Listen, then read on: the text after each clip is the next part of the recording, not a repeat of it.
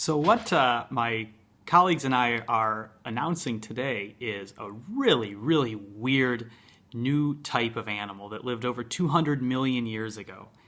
And this is basically a giant version of salamander. Maybe you've seen a salamander in the zoo, or maybe you have a salamander as a pet, and most salamanders today are just these tiny little things. But this guy, Metoposaurus algarvensis, is what we're calling it. This guy was bigger than a human, almost as big as a small car. It was about 2 meters long, probably weighed about as much as a human, and it was a big predator and fish eater. It had a huge head full of hundreds of sharp teeth.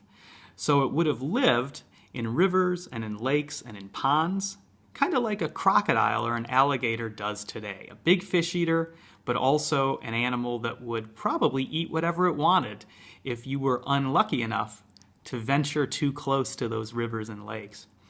So this new super salamander comes from Portugal, and it lived more than 200 million years ago. And this was a really interesting time in the history of our planet. This was a time when there was only one continent. All of the world's continents were jammed together. It was a time when it was much hotter than today, much drier. Deserts covered much of the world. And it was also a time when the very first dinosaurs and the very first mammals were getting their start. So our oldest ancestors, as well as the oldest dinosaurs, would have had to deal with these big, fish-eating, monstrous, scary amphibians. But those big amphibians aren't with us anymore today.